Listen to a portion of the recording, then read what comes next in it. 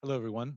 Welcome to the Center for National Security and Cooperation at Stanford University and our weekly research seminar. My name is Harold Trinkunas. I'm the Deputy Director, and I'm very pleased today to chair our seminar with Dr. Daniel Greene. Uh, Dr. Greene will be talking about mapping variation and dual use risk assessments of synthetic biology projects. Dr. Greene is a senior analyst at Griffin Scientific, a biosecurity and public health research consultancy. Uh, but until very recently, he was in fact a postdoctoral fellow at the Center for International Security and Cooperation here at Stanford, where he worked with Professor Wellman and Dr. Megan Palmer to study the societal and risks and potential of life-saving life science research. He received his PhD in education from Stanford University. And without much further ado, I will turn it over to Dr. Greene, although I will mention a couple things. We'll have an opportunity for Q&A at the end of the period, which I will run. So if you're in the online audience, please enter questions in the Q&A function of Zoom. If you're in the room, just put your hands up. One finger to get on the queue, two fingers to jump in on the matter immediately at hand. We'll give the first one or two questions to the CSEC fellows, as is our tradition. So without any further speaking from me, over to Dr. Greene. Great. Thanks, Harold. And thanks everyone for being here. And thanks to anyone who's joining online. I should say as a side note, some of my colleagues here at Stanford are ironically in Paris right now for the iGEM competition, which I'll be speaking about during this talk, but they send their best. I wanted to start with a little bit more about me and the kind of perspective that I bring to this research. So my background is in behavioral science research, and I spent my time at Stanford doing what I like to think of as behavioral science for biorisk management, with a real focus on novel data collection to understand the abilities and motivations of different stakeholders involved with assessing and mitigating the risks of life science research. So that meant doing surveys and interviews with life scientists to understand how they think about the potential risks of their work and what they're willing and not willing to do about that. I also co-led a project with the Nuclear Threat Initiative called the Visibility Initiative for Responsible Science, which was basically about collecting case studies of organizations' risk management practices kind of out in the field. I did a side project on the security mindsets of cybersecurity professionals, which has some interesting parallels with biosecurity. And then today I'm going to be talking about how we assess dual use risks of life science research. I wanted to start with a kind of good example of some scary research that was ripped from the headlines, and it wasn't hard to find. So you might have seen a headline like this recently: Boston University researchers testing a lab-made version of COVID virus draws government scrutiny. The details about this research are still emerging, but it seems like researchers at Boston University were creating a kind of hybrid or chimeric virus that combined qualities of the Omicron strain with qualities of the originally circulating Wuhan strain to create a new strain that had some dangerous properties of both. And they were doing this with the best of intentions to understand the properties of these different strains. This research was approved by Boston University biosafety authorities. But now there's concern about the risks of such a virus escaping from the lab, and a lack of clarity about whether the researchers were expected to inform government authorities about it or not. Putting aside the details of this particular case, this is the latest in a string of research studies that usually involve life scientists publishing information about how to create something that's potentially dangerous that someone else might misuse. So this is the problem of dual use research in the life sciences. I'll be focusing on synthetic biology, or sometimes I'll say SynBio for short, which I think empowers life scientists to create new kinds of biological constructs and instantiates a lot of these risks. So in the United States, there are several policies that might apply to thinking about or regulating research like this. Just one of them is about dual use research of concern, or DURC for short. So here's the definition from the US government. DURC is life science research that, based on our current understanding, can be reasonably anticipated to provide knowledge, information, products, or technologies that could be directly misapplied to pose a significant threat with broad potential consequences to public health and safety, agricultural crops and other plants, animals, the environment, materiel, or national security. So this is a high bar for research to reach in terms of concern. There needs to be sort of reasonable anticipation that it could be directly applied to have this broad concern. Policy requires some research in academic institutions to go through a process of DURC review in some circumstances, and in other circumstances, it's just strongly encouraged. And this review process happens through small groups of appointed reviewers who are assumed to have expertise in the ability to discern what's risky and what's not, and what should be done about it. So these experts will judge risks, and they'll recommend mitigation strategies, potentially even stopping research if necessary. But there are important questions about the scope of coverage of this policy and the incentives of organizations to catch risks and to slow down research, but that's outside the scope of what I'll be talking about today. I want to ask a different question, and to set it up, I want to note some recent results that I collected from research.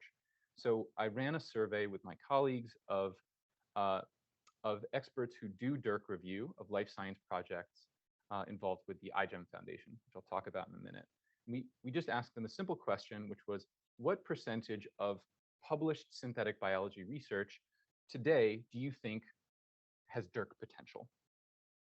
And here's a histogram of the results across 17 reviewers. We found wild disagreement about the fraction of research that's DURC, ranging from about 0% to about 100%.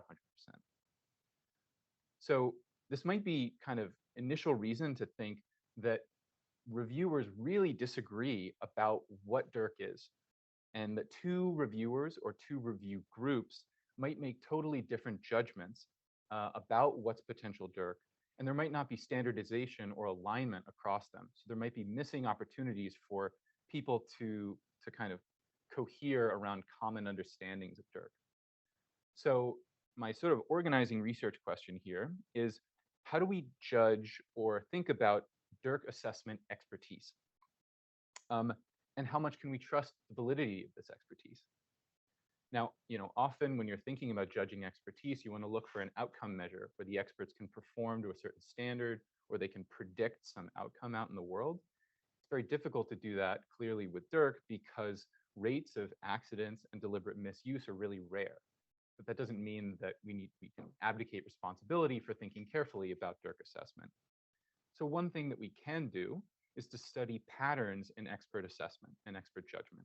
For example, we can look at how much experts agree or disagree with one another, and we can look at differences or lack of differences between the people we appoint as experts and relative novices in this area. For context here, there's almost no publicly available data about DURC management decisions or biorisk management decision-making more broadly. So there are a lot of open questions here around how people assess risks and make mitigation decisions. So that'll lead in the project itself, which is around comparing novice and expert assessments of the risks of 4 real past synthetic biology projects. The kind of organizing research questions that I had here were, generally speaking, how much do the quote experts in this study agree with one another about the riskiness of a given project and about whether to stop a given project. We chose that option, that mitigation strategy, because it's the strongest and most heavy-handed and consequential mitigation strategy that you could apply to research, and it's one where a lot of debate often hangs. We also wanted to compare experts to relative novices in 2 ways. We wanted to know how much the sort of average expert opinion about risk and about mitigation compared to novice opinions. So you can think about like differences in the mean, and you can also think about differences in variance. So you might expect that experts, having had time to reflect on this subject, have less variance in their opinions than novices do. They've like settled on more of a consensus answer, relatively more of a consensus answer than novices do. And that's an empirical question that we can start to explore by asking experts and novices about how they think about the risks of projects and then looking at the data. So this is gradually developing into a publication in preparation with Tessa Alexanian from the iGEM Foundation and Megan Palmer at Stanford. So I'll start talking about the methods and the kind of setting of the research, starting with iGEM. I've mentioned this a few times. iGEM stands for the International Genetically Engineered Machines Competition. It's an annual synthetic biology student competition where students spend much of the year developing a really impressive synthetic biology projects in small teams, and then presenting them at an annual jamboree, which is happening right now in Paris. Drew Endy, who's in the back here, has been heavily involved with iGEM since the beginning, as has Megan Palmer and others. iGEM is a really powerful place for thinking about safety and security, and for a number of reasons. One is that all of the data from projects are public, so you can kind of use them as a trail to think about how technical capabilities and safety and security considerations have evolved over time. And the iGEM Foundation itself is also a recognized innovator in biosafety and biosecurity governance. So they have a safety and security committee that reviews projects every year and tries to think carefully about the risks that they're facing and adapt the rules every year. And they've been really, really open and excited and cooperative around research opportunities. And they're interested in sort of folding safety and security considerations into their pedagogy for students. So they were excited to work on this with us. So the participants in the study, I'm calling students and experts. The students were 49 iGEM participants who were, they were entirely college students here, and 18 reviewers from the iGEM Safety and Security Committee. And I keep using these scare quotes because here experts really is a socially assigned category. They were deemed to be capable of reviewing projects for safety and security concerns. That said, we did see significant differences between experts and students. So experts were way more likely to have advanced degrees, to have more experience in working in a wet lab, to have more experience with what we called broader aspects of synthetic biology, so things like risk analysis or the kind of sociology of life sciences. And they were much more familiar with the concept of DURC. And so once we contacted these students and experts, we had them reviewing past iGEM projects. We had 4 projects for them that we chose through a series of interviews and a pilot survey. And our goal here was to choose a set of projects that had relatively high concern for potential DURC that had been noted in the past, but also a kind of diversity of different types of risks and types of benefits. So we didn't want all the projects to raise the same concerns and same kinds of benefits. One thing to note is that iGEM has pre-existing caps on the riskiness of projects that it will even consider. So for example, iGEM won't even consider project proposals that involve a biosafety level 3 and up lab. And for context, the scale goes from 1 to 4. So, so these were projects that raised dual use concerns in the past, but they weren't so flagrantly concerning as to require this lab space. So we thought of that as maybe a boon that on the one hand, these were ambiguously risky projects, which might mean more disagreement between experts, but it also may mean an opportunity for experts to distinguish themselves from novices in how they think about risks. Let me tell you a little bit about the projects themselves that they reviewed. I'll just go through this very briefly. So like I said, there were 4 projects. The first, calling the sticky virus project. The idea here was to develop a beneficial virus that could protect crops from harmful bacteria by sticking to the surface of insects that could fly out and disseminate the virus among the crops. The concern here is that you could possibly misuse this technology to disseminate a harmful virus to crops. The second had to do with developing new amino acids. So amino acids are the building blocks of proteins, and proteins are the building blocks of many, many things in our bodies. And if we could build new types of proteins with new building blocks, it could have a very wide range of useful functions. But one possible concern is that you could use these to build new types of toxins that the body doesn't have established systems for recognizing and fighting. The third project involved developing a virus that could evade the immune systems of cockroaches. The intended benefit here was to improve pest control. But one possible hypothetical risk here is that you could learn something about immune systems of cockroaches that might generalize to the immune systems of other organisms like humans. And the final project was about developing yeast that could manufacture psilocybin. So psilocybin is the active ingredient in magic mushrooms, which has shown some promise in clinical trials for certain therapeutic benefits. So the intended benefit here was perhaps to have develop a pathway towards affordable pharmaceutical development.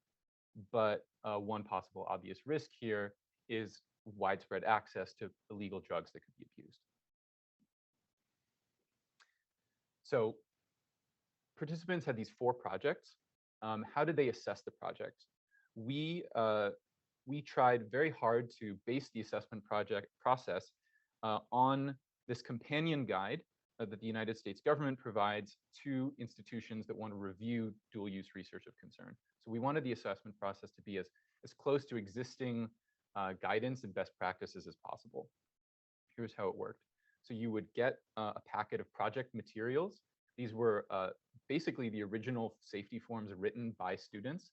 There were in some cases had identifying information removed or were slightly compressed, but they were almost exactly what students wrote. They were about 5 pages long each. Then you would answer some reflection questions about the project. So these were things like, how likely is the project to cause different kinds of harm? Who or what could be harmed? What would the magnitude of that harm be? What kind of countermeasures are available for addressing that harm? And then from that, you would make an assessment of overall DURC risk. We asked participants to provide this on a 1 to 5 scale from very low to very high, following existing best practices for survey design for unipolar scales. Participants then had to think about benefits of benefits of the project. This was also in the existing guidance. Obviously, it's important to consider risks and benefits when you're deciding how to manage potentially concerning research. And then they had to consider 8 different risk mitigation strategies, ranging in strength from requiring the team to get more training all the way up to requiring the team to stop the project. And so for each of these strategies, the team or the participant could not recommend it all the way up to require it on a 4-point scale. We bin that into 2 bins of binary endorsement for simpler analyses. So I'll be talking about whether participants endorsed a strategy or not. And I'll be focusing on stopping the project because there's just so much data to cover, but I'll briefly mention some other data that we have. As a quick note, participants were free to review projects spaced out over time because it could be up to, so it took about 1 hour per project to review. So it's a non-trivial amount of work. They could stop at any point and pick it up again. And projects were provided in randomized order, and participants could do as many or as few as they wanted. We encouraged them to do more, but they could always stop whenever they wanted. As a further point here, you might think, why wouldn't someone just recommend all the strategies out of an abundance of caution? To sort of provide some context for reviewers, we encouraged participants to think about balancing management of the possible risks with projects with the value of scientific progress and the burdens that would get placed on teams if they had to do every single thing, and if you stopped every project that came along your path. Okay. Oh yeah, and so after doing all this, you'd repeat for any remaining projects that you wanted to do. A couple quick notes about the limitations of our methodology here. One major limitation is that we have a small sample here. So we had 18 experts total, and as I'll say in a moment, between 8 to 11 experts reviewed any one project. So this is not a ton of data to go on. This is just an initial sense for us to get of the variability in expert responses and how they compare to novices. You really need more data here. The second point to make is that these are individual reviewers who are considering projects, not groups of reviewers. Existing US government guidance requires that DURC in academic institutions gets reviewed by teams of at least 5 reviewers, preferably with diverse backgrounds. Logistically, this is just too hard for us to get enough people to form into groups. But again, that's an opportunity for future work to study the group dynamics. And then the final point here is that there are no opportunities for reviewers to ask follow-up questions to proposers. And that's clearly something that happens in the real world that helps reviewers clarify ambiguities. Okay, so now turning to results. As I said, each project was assessed by between 8 and 11 experts and between 27 and 30 students. Because we randomized, participants were equally likely to assess any of the 4 projects. And experts and students reported statistically indistinguishable levels of confidence in their own ratings about risks and about mitigation strategies. So as a reminder, our kind of our broad research questions are about how much experts agree with one another about risks of projects and about whether to stop a given project. I'll start with that. So I'm going to show you a graph of the distribution of expert opinion about the risks of those 4 projects. So this is a simple box plot, 4 projects lined up, DURC risk ratings on the left side from very low to very high, only about 8 to 11 responses per box. So keep that in mind. What might stand out here is looking at the spread of expert opinion across these projects. So the first project, the sticky virus project, much opinion is between a 3 and a 4 out of 5, but opinions range from one expert thinking that it's a 2 all the way up to another one thinking that it's a 5. Similarly, the amino acids project, some experts think that it's a 1 out of 5, others think it's a 4 out of 5. The immune escape and psilocybin projects range across 3 out of 5 points of the scale as well. So this is an initial sense of, at some point, I think we have to, with a small sample size, we have to make a qualitative judgment about, is this a substantial amount of variance or not? The way I think about it is that opinions are ranging across 4 out of 5 of the scale points for 2 out of the 4 projects. And for the other 2, it's ranging out of 3 out of the 5 scale points. So that's to me, a substantial degree of disagreement about project risks, at least on this metric as formalized. So we can also look at this decisions about stopping the project. You might disagree about how risky a project is, but when it comes down to it, often what really matters is the mitigation choices that you make, and stopping the project is the most substantive choice that you can arguably make. So how do experts think about that? Well, first, as you might expect, stopping projects is not popular. It's a really substantial choice to make. And for 2 out of the 4 projects, no experts thought a project should be stopped. For the other 2, about a quarter of experts thought the project should be stopped. Again, we have to qualitatively ask ourselves what to make of these data. To me, this is somewhat concerning as well. If you think about having a panel of experts and having 3 believe that a project should proceed and 1 thinking the project should be stopped, that's not a degree of consensus around such a substantial decision that I would be comfortable with. I think at least sort of begs a need for further study of why experts are disagreeing about these 2 out of 4 projects. So I might summarize here to say that I see what I would think is substantial variance in expert opinion for at least 2 out of the 4 projects that I looked at.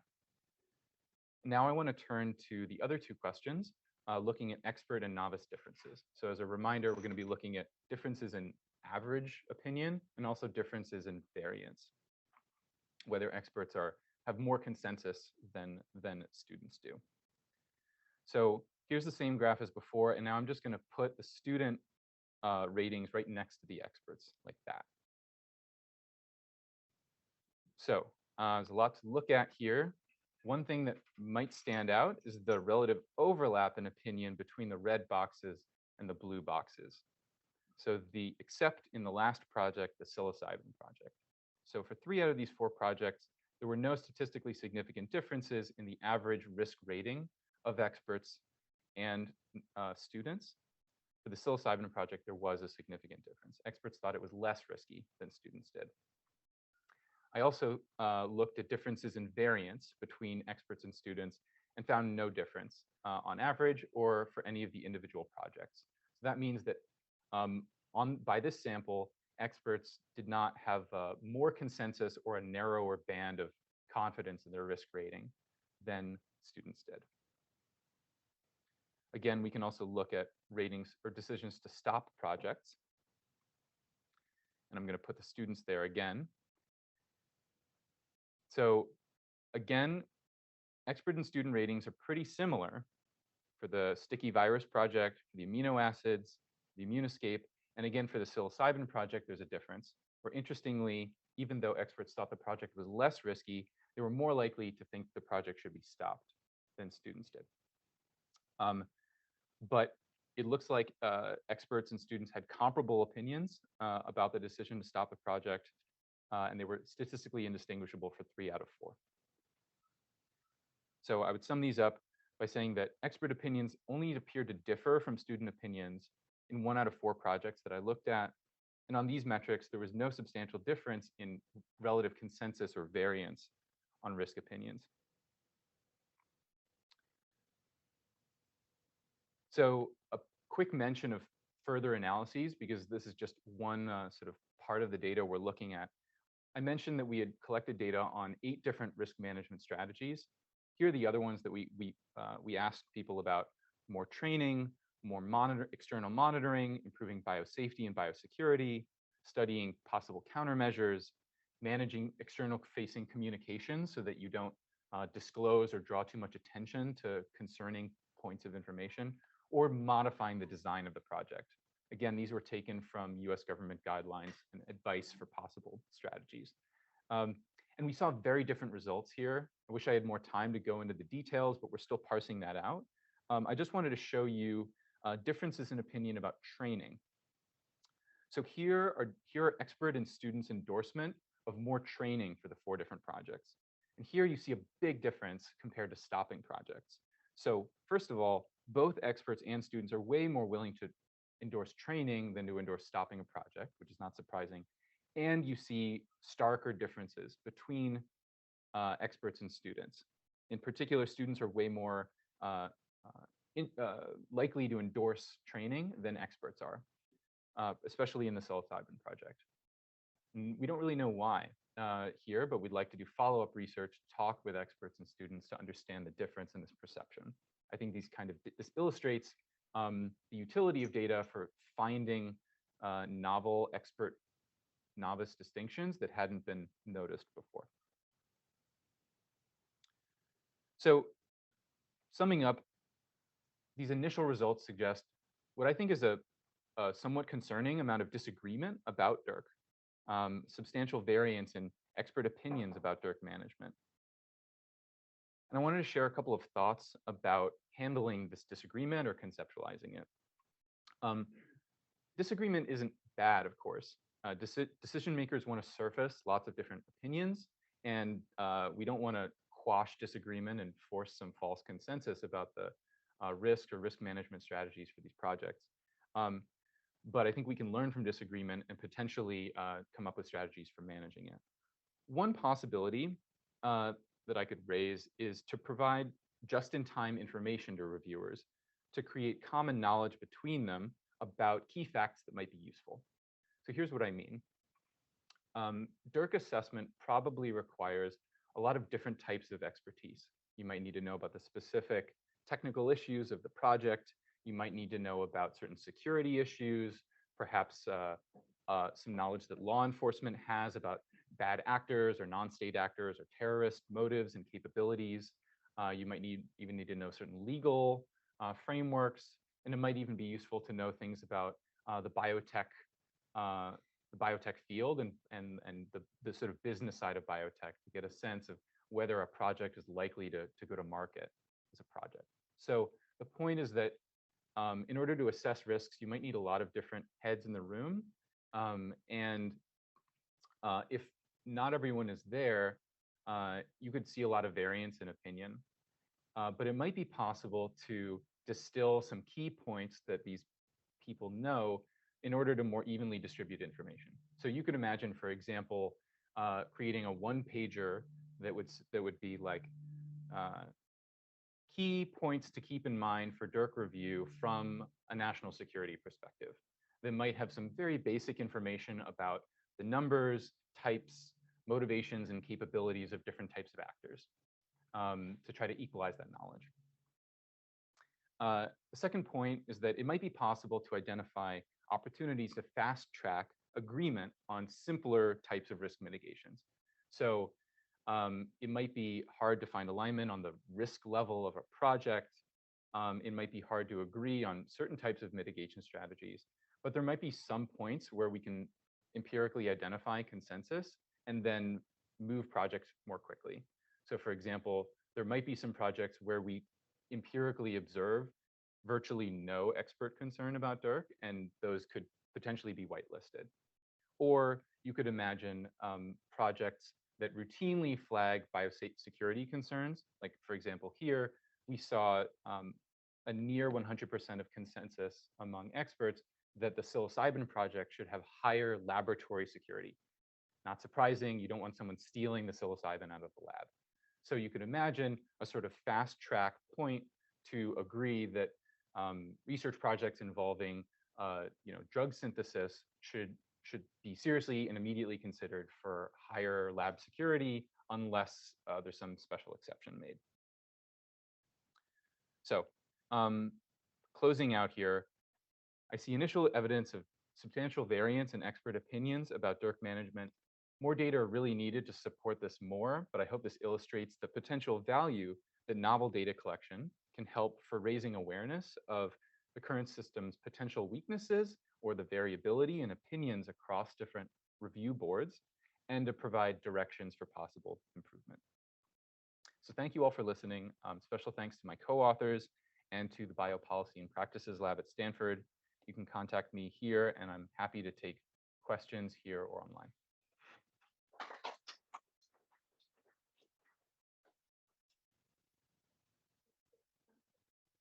Sure. Yeah, I'll take notes here too. Great, thanks so much, Daniel. Let's take a list. Make sure. Okay, I see Naomi, Julie, Rhiannon, Tron, Miriam. All right, quite a robust list. Hopefully I'll write all this down. Please identify yourself and your affiliation when you ask your question. Let's go to Naomi first. Hi, I'm Naomi Eagle. I'm a postdoc fellow here at CSAC. Thanks. This was a super fascinating presentation. And I have a quick question about the work itself and then a question about the broader project. And so first, can you just tell us a little bit more about the experts in your research and what made them experts in this context? Mm-hmm. But more broadly, I'm wondering what DURC reviewers are like generally versus life scientists who are, for example, PIs who are overseeing or conducting DURC research in their labs. Because when you're talking about experts and expertise, the reference category for non-experts is not like the general public, but is other life scientists. And I understand the reason why it was helpful to have students with iGEM, and I think it's really valuable. But the people who are overseeing or implementing or initiating DURC research are probably not undergraduate college students, right? They're people in more senior positions in labs. And so I'm wondering more about what makes DURC experts different than those life scientists. Yeah, great questions. So for the first question, the experts in this study were drawn from the iGEM Safety and Security Committee. That committee is responsible for a range of different things, but in general, they review projects that are flagged as being particularly potentially concerning by a sort of first round of reviewers. They meet regularly to discuss the risks of past iGEM projects and to revise iGEM's internal rules for what is allowed and not allowed for future projects. So these are generally, mostly but not all, life scientists or people with life science experience who have reviewed potentially concerning projects in the past. for your second point, I think that's a really good point. And I think the relevant reference class, it's interesting to think about what the right reference class is for the quote novices. And it sounds like you're suggesting that life scientists themselves who are doing the research might be the reference class compared to reviewers, like whether reviewers know better than the life scientists who are doing the research. I think that makes sense, and I think that might be a good direction to go for future work. Yeah, it was, I think, valuable to take a student group that had less experience to sort of make it even more challenging benchmark.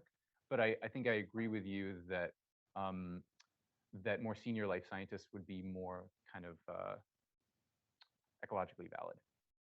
So thanks. Okay, going to Julie now. And I see there's a question online too. I'll put that in. Great. Thanks. My name is Julie George. I'm a pre-doctoral fellow at CSAC and at HI. Thanks so much for your presentation. It was really fascinating as well. One question that I have is, were there any open-ended questions for both the expert or student samples, asking them to identify why this is a DURC concern potentially across the 4 studies? And if not, do you think that could be a possible way forward for future research rather than also discussing steps forward or strategies of mitigating DURC concern? Thanks. Yes. Yes. So there were quite a few open-ended questions. I didn't have time to go into them, but essentially every question that had a numerical score had an open response paired with it. And there were some open response questions that didn't have numerical scores. So what, for example, when we asked people to reflect on the possible targets of harm, we asked people to write out their thinking about that. And we used some sort of design principles in the survey to, as much as possible, encourage participants to really think about it and not skip through. So there's a lot of data in their responses as well that we're still picking through. But what I hear your more general point is that giving something a 1 to 5 score is not sufficient for like really developing an understanding of what's concerning and what should be done about it. And I couldn't agree more. Clearly, in real world settings, teams of reviewers are discussing things. In this case, we have the opportunity to go back to their open responses and get a sense of what exactly they see as concerning and could perhaps bin people's responses into different kinds of concerns. So, some groups might perceive some issues that other groups didn't. Okay. And that was one question. Okay. Really Tron now in the back. Thanks. This is fascinating. My question is, did you consider any previous studies that are even close to this? Is there any study that you could build on that looks at similar things? And I guess by extension, this is clearly a small sample. If you were to scale this up, because I think it's very interesting to know what's happening here, would you have to adapt the, what sort of adaptations would you make? What are your plans to do so? I think you should. Thanks. And if you could just mention your name and affiliation. Sorry, Trond, new here with the CSAC. I study existential risk all across risk categories. Could you remind me of the first question? So the second one was about like scale up and the decisions around that. Was the first? Yeah, just if you had seen any other studies that are really closing in on opinions of novices and experts. And I'm actually pretty curious about your definition of novice, because in my head, a novice here is the grand public, not, students, obviously a very nice proxy, but right. It would be really interesting to get public views on this. Right. Yeah. So the closest study that I have seen is, I can get the reference for you. I don't remember off the top of my head, but it's a study from a couple of years ago that compared this one group of reviewers that had experience thinking about biological risk issues in the past, and they used 2 different risk assessment frameworks to assess a common, I believe it was a single project. I might be misremembering the details. It's been a little while, but the goal was to contrast different frameworks, not different types of people or different projects. And again, it's like very difficult to reason about these things when there's a whole universe of possible projects and you're just picking one. It was like very difficult for us to even narrow to 4 when there's so many different concerning ones. One other thing so to answer your other question, there's so many things I'd like to do. If I could do this again or with a larger budget, scale it up. I mentioned having teams of reviewers rather than individuals. Definitely think that would be better. I think it would be helpful to have projects that where there's more of a intuitively plausible general consensus that a project is very safe or very concerning, to get a kind of ceiling, a floor to anchor our sense of like, is there, like, where are the examples where there's no variance? Can we find examples where everyone agrees that this research is like making a peanut butter sandwich? It's not going to be a big deal. Or there might be something that's really raising alarm bells. Other design issues, I think that it would be, well, so there's a whole kind of possible line of research that involves looking at the real world decisions that review entities already do with real projects. So trying to collect data from institutional review entities at academic institutions and how they decide about projects. Unfortunately, it's very hard to get access to those data. Review boards are very reluctant to share it, both from liability concerns and from information hazard concerns that they might be discussing sensitive information. So I'd not be so optimistic about that. I have thoughts about kind of policy mechanisms for getting around that, but for research, I would probably be seeking to assemble novel teams from people across different institutions. Thanks. So I have 7 people on my list in 15 minutes. So despite the temptation to ask more than one question, pick your best question, please, and ask one. Now to Rhiannon. We'll try to get as many of you on as we can.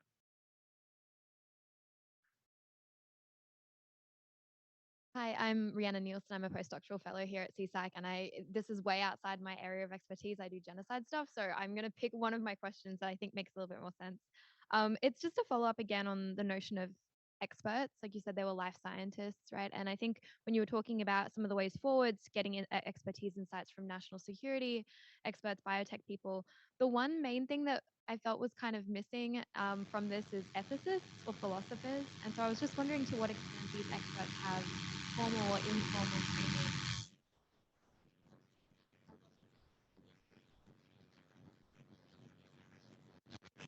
These issues that we deal with in ethics. So yeah, thank you. Yeah, thanks. We didn't collect data on reviewers' familiarity with or experience with like formal training in ethics. I think that would be a really interesting thing to collect, and I suspect that that would be one of those types of expertise.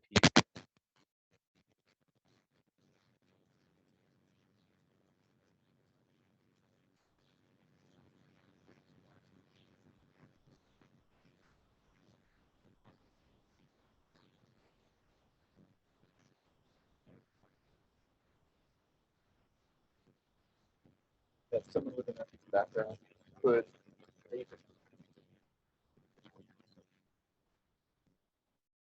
treat an online question as a 2-finger, just because I think it's right on, again, this expert issue that so many of you raised. The anonymous attendee asks, regarding the group petitioning, 1-year experience, the threshold set to put a participant in the expert group is typically not enough time to be trusted to work with the 15 DURC agents, most of which require FBI clearance and a BSL-3/4 laboratory. And asks, how was a 1-year threshold for wet lab experience determined? What is the mean experience for the iGEM expert group working in a wet lab? At what biosecurity level was that achieved? And do you feel statistically significant differences would be achieved by having a higher threshold for expert experience? So pick the question you like best.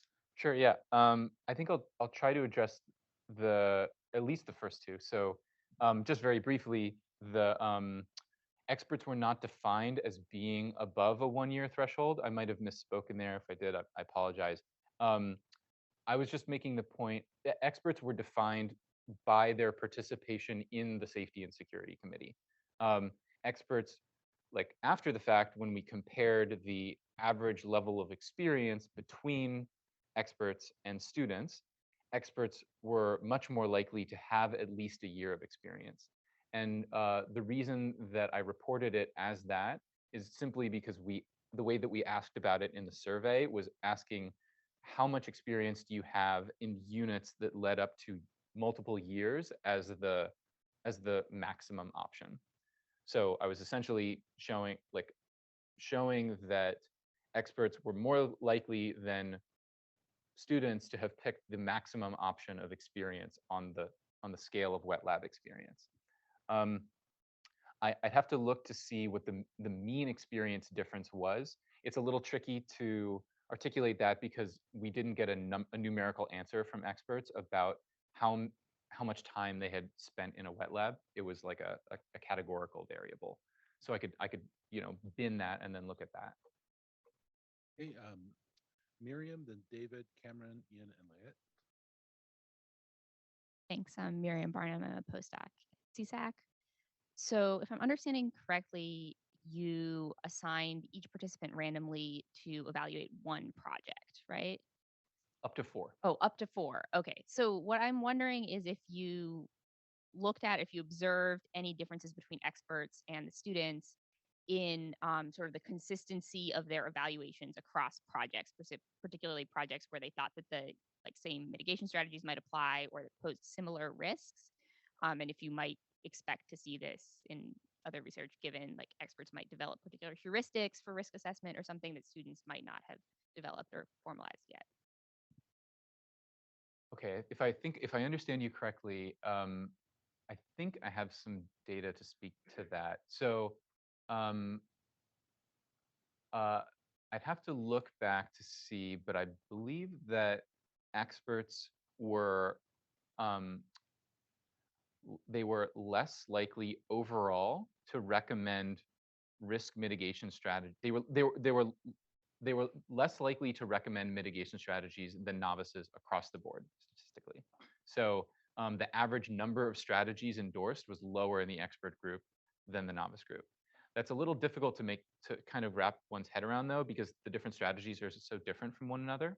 Some strategies appear to be more appealing to some groups than others, but I don't have good responses on hand. And it's again very difficult to parse that because they're so contextually specific to different projects. It's hard to draw general conclusions. And then, like I said, there's no average difference in risk, in perceived levels of risk of the projects between experts and students, except in the psilocybin project. Holloway here at CSAC. My question is more to do with the actual DURC practice than your study. So how widely is the DURC practice spread? Is that a US or is it broader than that? And if it's not global, then when people are reviewing the risk factors for a project, how far are they influenced by the fact that in some other place where there isn't such a test, somebody else will be doing it?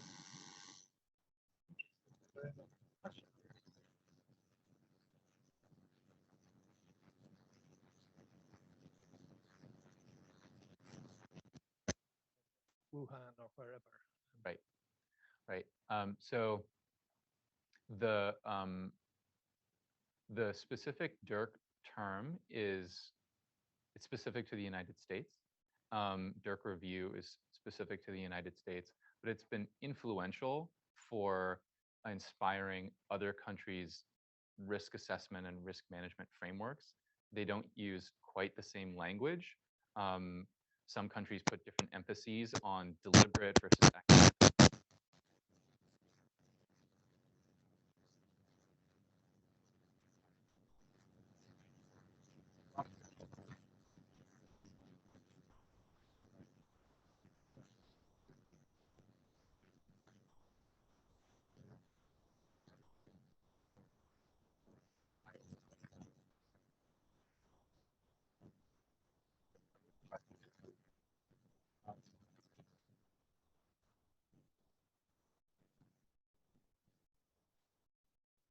that is, I think that's a concern that I have heard life scientists themselves bring up in qualitative studies, where they interview scientists about what should be done about biological risks. They'll say, well, we can't stop the proliferation of information. If you know, even if we don't do it, someone else will do it.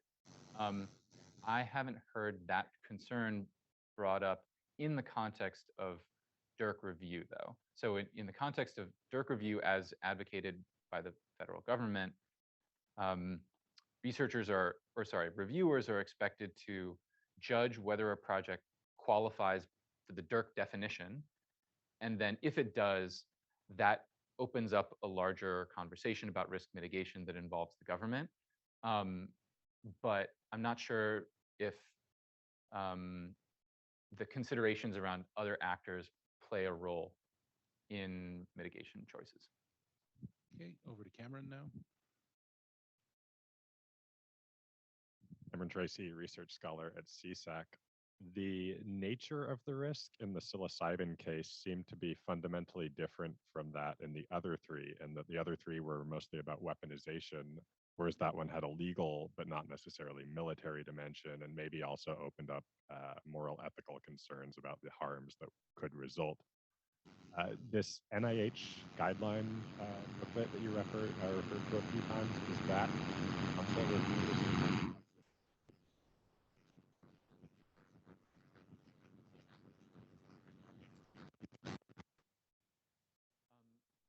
I'd have to look at the exact language, but I believe that the guidance document does encourage reviewers to think about harm and think about different types of harm that might occur to different actors. And the harm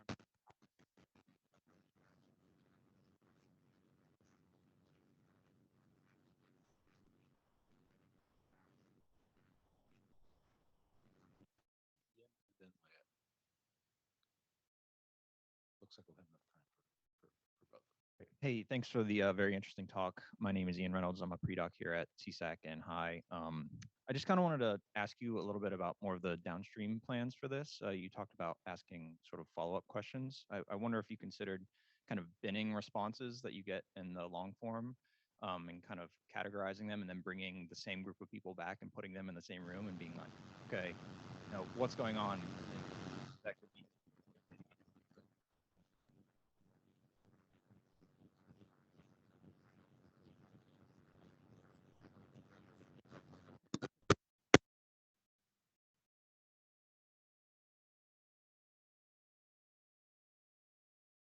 Hi, Leah Petra. I'm a CSAC postdoc.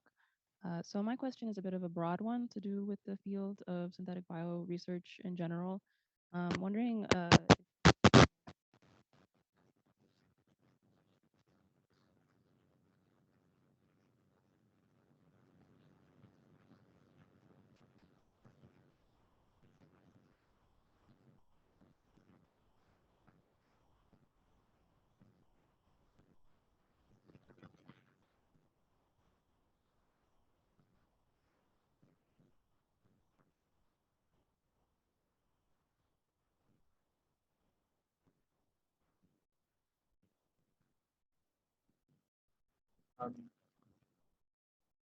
well,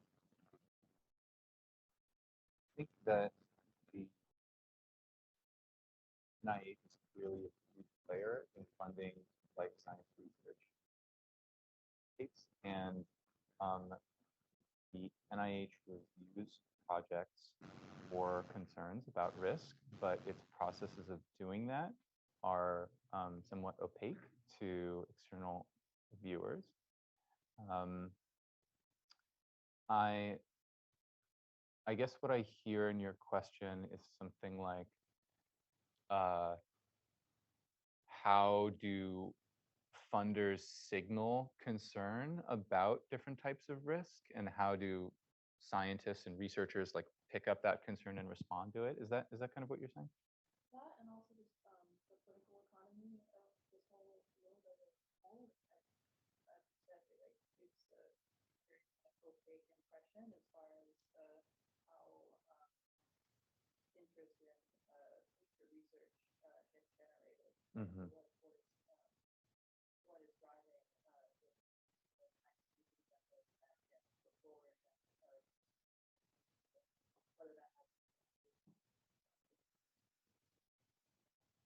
Yeah, got it. My impression is that there's, you know,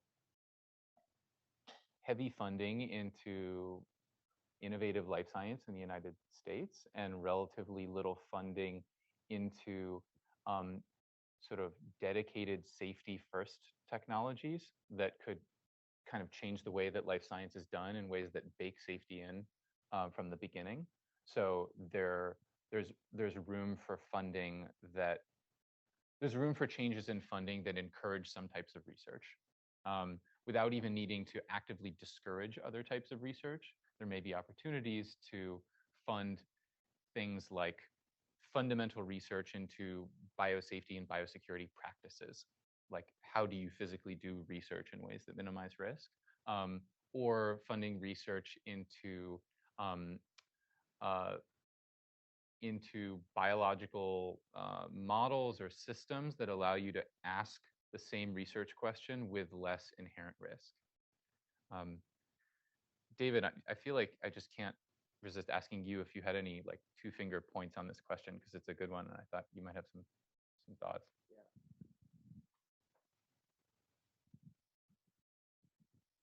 Thanks. No, I think you answered much in the way I would. There's a relative dearth of forward-looking thinking and study about how this problem is addressed, especially when you get beyond the the common funders of this work. And there's some important issues about, can this be standardized in some fashion and iterated as some people suggested? There is, I mean, to your earlier question, there's an interesting paper in Science magazine several years ago that Gigi Granville wrote. You may well know. She used the Delphi process to query about 20 so-called experts about how they viewed degrees of risk from various kinds of work. They too were all over the place. And to me, it partly reflects a great deal of uncertainty about two of the major factors. One is, what's the likelihood of either accidental or deliberate misuse by somebody somewhere in the world? And the other is the consequence. And both are very hard to judge.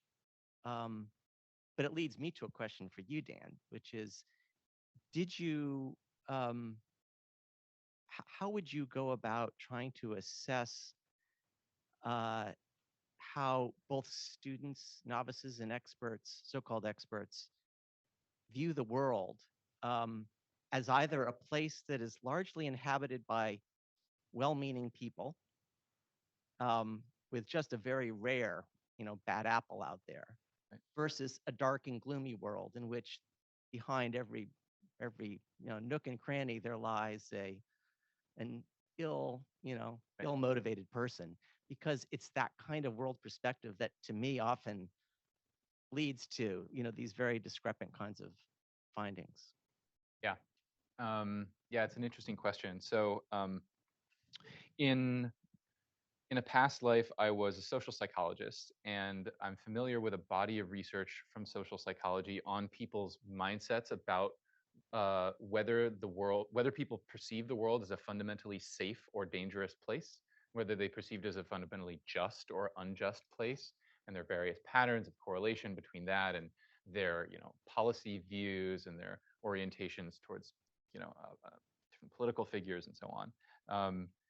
I think that those scales, those would be a place to start, but I think that interviews would be really informative to like judge the variability, whether there's in fact a lot of disagreement between reviewers about specifically about the existence of abilities of and motivations of, especially motivations of bad actors. And I think it could be I think that it could be possible to move. I'm really interested in that as a possible like crux point for moving forward conversations and diversity in opinion about risk assessment, because it does seem like a place where at least in theory, you could have like an existence proof. You could show examples of millennial cults and bioterror organizations that express enthusiastic willingness to cause different sorts of harm, and illustrate the existence of some bad apples, of like a perhaps non-trivial number of bad apples. And then it would be interesting to see, just informally in conversation, how people respond to that, and whether they think it's like a one-off thing, or if they really bite the bullet on this intuition that even if there are only a few people who have this sort of intention, that might be enough to justify, restrictions or other kinds of risk mitigation. Fantastic. I think that's all the time we have.